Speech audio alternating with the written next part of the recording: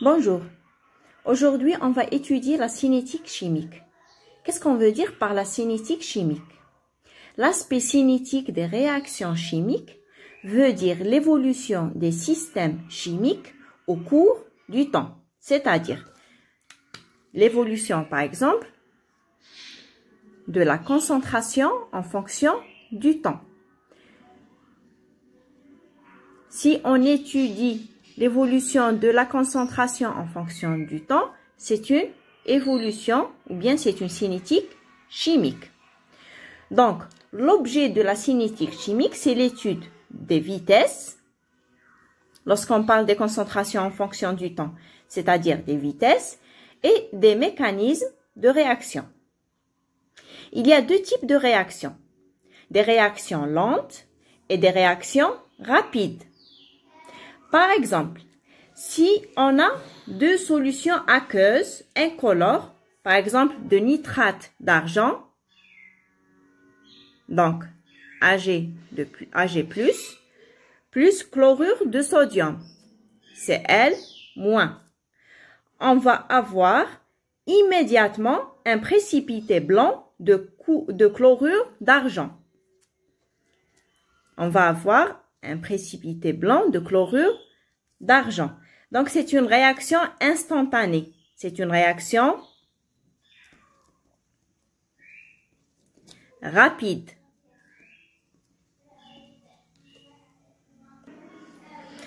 Par contre, si on mélange à température ambiante une solution d'iodure de potassium, donc l'élément actif, c'est l'iode, iodure de potassium, donc Ki, et de l'eau oxygénée, H2O2, en présence d'un acide, donc des protons, en présence des protons. On va avoir la coloration brune, indiquant qu'il y a l'iode qui apparaît progressivement. Donc, il ne va pas y avoir une apparition instantanée de la couleur brune. Il va y avoir une apparition lente et progressive au cours du temps. Donc, on parle d'une réaction lente. La vitesse de réaction. Comment on peut étudier la vitesse de réaction?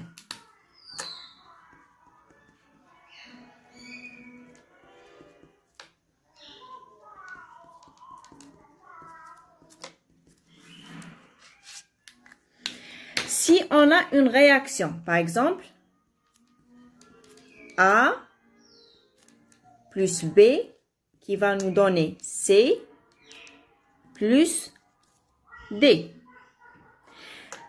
À l'instant initial, on va avoir que des réactifs A et B et on va pas avoir de produit. Au cours de la réaction, il va y avoir élimination d'une quantité du produit A, élimination d'une quantité du produit B qui va être produite dans les produits. La même quantité éliminée des réactifs, elle va être produite dans les produits. Donc, on va avoir A moins X et B moins X qui va apparaître dans les produits et de même quantité. Comment peut-on écrire la vitesse de réaction? Donc, dA, la concentration de A au cours du temps est égale à moins A, il ne faut pas oublier le coefficient stoichiométrique, V dt. dB est égal à quoi? Très bien. Moins B, la vitesse de réaction, dt. Par contre, pour les produits, on va éliminer le signe négatif. On va avoir des vitesses positives. Donc, dC est égal C fois V dt. Et pour le D est égal à D le coefficient stoichiométrique fois la vitesse de réaction dt. Donc, on a écrit l'équation de la vitesse. On peut tirer facilement la vitesse qui est égale à dA sur moins dA sur A dt. Et on va faire la même chose pour les autres vitesses de réaction. Bon, quels sont les facteurs qui influencent la vitesse de réaction? En fonction de quoi on peut dire que c'est une vitesse, c'est une réaction lente, ou bien c'est une réaction instantanée, ou bien c'est une réaction rapide, ou bien c'est une réaction progressive? D'abord, la concentration des réactifs. La vitesse d'une réaction est proportionnelle aux concentrations des réactifs. Si la concentration des réactifs est élevée, on va avoir une vitesse plus rapide par rapport à une concentration moins élevée des réactifs. Le facteur géométrique, c'est-à-dire le facteur stérique. Si on va avoir des réactifs très volumineux, la production des produits est beaucoup plus lente par rapport à un réactif qui est simple, par exemple un élémentaire, par exemple tel que le Ag. Ag, c'est un réactif qui est simple, qui est à part. Mais si on va avoir par exemple un composé organique très volumineux, d'où la conformation, ou bien il y a le facteur géométrique ou bien le facteur stérique, la réaction est beaucoup plus lente. Quoi encore? L'énergie d'activation. Si on va avoir des catalyseurs, la réaction est beaucoup plus rapide que une réaction sans catalyseur. La température augmente la vitesse de réaction. Donc, la vitesse, la concentration initiale et la température augmentent la vitesse de la réaction. L'énergie d'activation augmente la vitesse de réaction, tandis que le facteur géométrique ou bien le facteur stérique diminue la vitesse de la réaction. Maintenant, on parle des ordres de réaction. Il y a ordre 1, ordre 0, ordre 1, ordre 2, ordre n. On commence par l'ordre 1 de réaction. Donc, A va nous donner B plus C. Si on va avoir un seul réactif de départ, donc, on va dire que c'est une réaction soit d'ordre 1, soit d'ordre 0. Si la réaction est d'ordre 1, donc on écrit V est égal à K, la constante de vitesse, fois A, la concentration de notre réactif, et puissance 1, puisque c'est une réaction d'ordre 1, qui est égale, donc la vitesse est égale à quoi? Moins dA sur le facteur, le coefficient stoichiométrique qui est égal à 1, dt. Donc, on va transvaser les A de même côté. Qu'est-ce qu'on va avoir? dA sur A est égal à moins K dt. On va intégrer de part et d'autre. L'intégrale de dA sur A, c'est ln de A0 à A. Donc, de A0 à A, qui est égal à moins K T. De T0, de 0 à T. Puisque le temps initial T est égal à 0.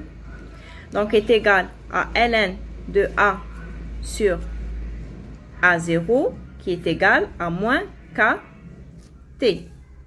Donc, on peut l'écrire autrement. La concentration de A est égale, on fait entrer l'exponentielle de part et d'autre, donc est égal à A0 fois l'exponentielle de moins K fois T. Si on veut calculer T1,5, c'est-à-dire le temps où la moitié de la concentration initiale va être éliminé à T0.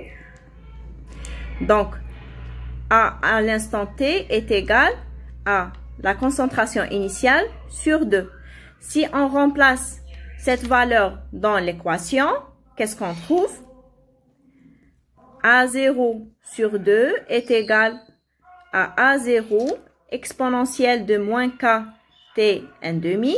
Donc, si on va simplifier cette équation, on trouve que T 1/2 est égal à ln de 2 sur K. K, l'unité, c'est l'unité de temps. Par exemple, dans un exercice, si il vous donne la constante de vitesse et vous trouvez que l'unité de la constante de vitesse est donnée soit en secondes, soit en minutes, sinon en heures, c'est-à-dire l'unité de temps, il faut déduire directement que c'est une réaction d'ordre 1 et vous allez résoudre l'exercice de telle sorte que c'est une réaction d'ordre 1. Bon, on a bien dit que si on va avoir un seul réactif, donc c'est une réaction d'ordre 0, sinon c'est une réaction d'ordre 1. On a étudié la réaction d'ordre 1, maintenant on va étudier la réaction d'ordre 0. Donc on va faire la même chose. A va nous donner B plus C, puisque c'est une réaction d'ordre 0, donc la vitesse est égale à K fois la concentration puissance 0, qui est égale à moins dA sur dt. Donc, dA est égal à moins K dt. Si on intègre de part et d'autre, on trouve que on va avoir A moins A0 est égal à moins K fois T. Maintenant, si on veut étudier T 1/2 à T 1/2, donc on va avoir A est égal à A0 sur 2. On remplace dans l'équation, on trouve A0 sur 2 moins A0 est égal à moins K T 1/2. Donc, c'est moins 1/2 A0 qui est égal à moins K T 1/2. Donc, K est égal à A0 sur 2 T 1/2. Et l'unité de K va être mol, litre moins 1, seconde moins 1, ou bien minute moins 1, ou bien temps moins 1. Je vais l'écrire de façon générale, temps moins 1. Ça veut dire seconde moins 1, minute moins 1, ou bien heure moins 1. Donc, c'est l'unité de la constante de vitesse. Si vous trouvez que la constante de vitesse est en fonction de l'unité de la concentration et l'unité de temps, donc c'est une réaction d'ordre 0. C'est une déduction directe. Bon, j'espère que c'était clair pour aujourd'hui. Donc, on a fait les réactions d'ordre 0, les réactions d'ordre 1 et les facteurs influençant les vitesses de réaction. La prochaine fois, on va faire les réactions d'ordre 2, les réactions d'ordre N et on va poursuivre les cours de la cinétique. J'espère que c'était clair. Si vous avez des questions, vous pouvez me les poser en commentaire. Je vous remercie pour votre attention.